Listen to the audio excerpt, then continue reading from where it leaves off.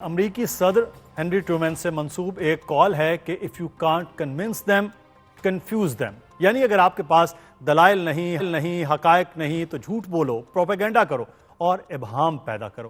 یہ کال ہمیشہ سے معاشرے میں رائج ہے، لیکن سوشل میڈیا کے آنے کے بعد تو یہ تکنیک شاید سب سے بڑا ٹول بن چکی ہے، جہاں اس بے دریگی سے جھوٹ، پروپیگنڈا اور مسخ شدہ حقائق کا استعمال کیا جاتا ہے کہ سچ کھو جاتا ہے اور سچ تک پہنچنا دشوار تر ہوتا جا رہا ہے۔ اور جب یہ ٹول انفرادی ہاتھوں سے نکل کر کسی آرگنائز تنظیم کے ہاتھ لگ جائے تو اس کی تباہی کئی گنا بڑھ جاتی ہے۔ اس وقت دنیا بھر میں فیک نیوز اور ڈس انفارمیشن سب سے بڑا رسک بن چکا ہے، اور اس سے بھی المناک بات یہ ہے کہ کچھ ذہن، کچھ افراد، کچھ تنظیمیں یہ سب ایک سوچی سمجھی اسکیم کے تحت کر رہے ہیں، کیونکہ سچ سامنے آنے پر ان کی بقا کو خطرات لاحق ہو جاتے ہیں۔ گوبلز نے کہا تھا کہ جھوٹ اتنے تواتر سے بولو کہ سچ کا گمان ہونے لگے۔ یہی آج کل کے سب گوبلز کر رہے ہیں، اور پاکستانی ریاست کو بھی اس فیک نیوز، پروپیگنڈا، ڈس انفارمیشن کیمپینز کا سامنا ہے۔ اگر آج کی بات کریں، وزیر اعظم شہباز شریف کی شرم الشیخ میں آرمینیا کے وزیر اعظم نیکول پنشیان کے ساتھ مصافحے کی تصاویر کو اسرائیلی وزیر اعظم کے ساتھ ملاقات کی خبر بنا کر پھیلایا گیا، بلکہ فیک نیوز بنا کر پھیلایا گیا۔ صرف یہی نہیں بلکہ 2 دن پہلے ایک مذہبی جماعت کے احتجاج کو منتشر کرانے کے لیے پولیس نے ایک ایکشن کیا، لیکن اس دوران بھی فیک نیوز کا ایک طوفان امڑ آیا اور ہزاروں سینکڑوں کارکنوں کی ہلاکت اور قائدین کے زخمی ہونے کی بھی جھوٹی خبریں پھیلائی گئی۔ اس طرح پچھلے سال نومبر میں اسلام آباد میں ایسے ہی ایک سیاسی احتجاج بھی ہوا جس میں ریاست کے آپریشن میں سینکڑوں کارکنوں کی ہلاکت کا واویلا کیا گیا، جو جھوٹا ثابت ہوا۔ اس کے علاوہ بھی طویل فہرست ہے۔ آج ہم ان سوالات کے جوابات جاننے کی کوشش کریں گے۔ اسامہ خلجی صاحب ہمارے ساتھ موجود ہیں، ڈیجیٹل رائٹس ایکٹیوسٹ ہیں، ایکسپرٹ ہیں، ان سے بات کرتے ہیں۔ بہت شکریہ اسامہ صاحب آپ کے وقت کا۔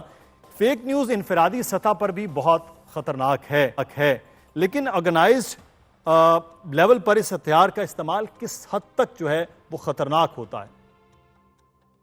دیکھیں، جس طرح آپ نے فرمایا، یہ ہمیشہ سے مسئلہ رہا ہے ڈس انفارمیشن کا، اور اس کو مختلف طریقے ایز اے پولیٹیکل ٹول استعمال کیا جاتا ہے۔ تو آپ کے سیاسی مفاد کو بچانے کے لیے، اس کو محفوظ رکھنے کے لیے افواہیں پھیلائی جاتی ہیں اور جھوٹی خبریں پھیلائی جاتی ہیں۔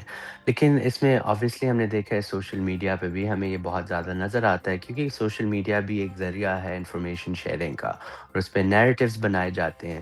لیکن اس کا ایک بہت جو مخصوص پہلو یہی ہے کہ جب آپ کے معاشرے میں سینسرشپ بہت زیادہ ہوگی تو پھر آپ کی فیک نیوز اور ڈس انفارمیشن کا پوٹینشیل بہت زیادہ ہو جاتا ہے، کیونکہ اگر آپ رپورٹنگ کرنے لوگوں کو نہیں دیں گے، میڈیا کا ایکسیس نہیں ہوگا، اور حکومت کی طرف سے کافی موضوع پہ جو ہے خاموشی ہوگی، تو پھر وہ جو انفارمیشن ویکیوم بن جاتا ہے، اس کو فل کرنے کے لیے ہر قسم کے ایکٹرز جو ہیں اس میں کافی اپنے مفاد کو آگے کرنے کی کوشش کرتے ہیں، اور اس کا استعمال پھر ڈس انفارمیشن اور فیک نیوز کے ذریعے ہوا جاتا ہے۔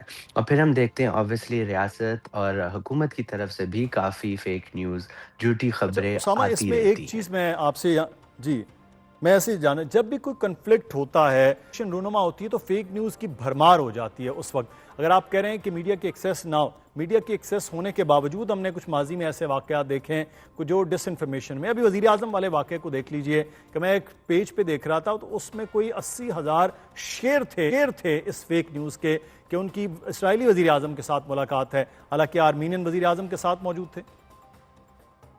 جی بالکل، تو اس طرح کے تو وہ ہوتا رہتا ہے۔ دیکھیں، اگر 1950 60s کی مثال لیں، فاطمہ جناح کی تصاویر کو جو ہے شائع کیا جاتا تھا، کہ کہا جاتا تھا کہ یہ جی انڈین ایجنٹ ہے، ایوب خان ان پہ یہ الزام لگاتے تھے، اور پھر اخباروں میں شائع ہوتے تھے، اور لوگ اس کو صحیح۔ مان کے پورے الیکشن بھی اس میں فلپ ہو جاتے تھے۔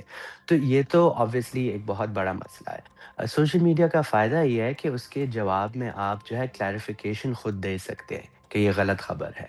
تو جو فیکٹ چیکنگ کا آپ کو موقع ملتا ہے، اس کا استعمال جو ہے میرے خیال سے ہر کسی کو زیادہ کرنا چاہیے۔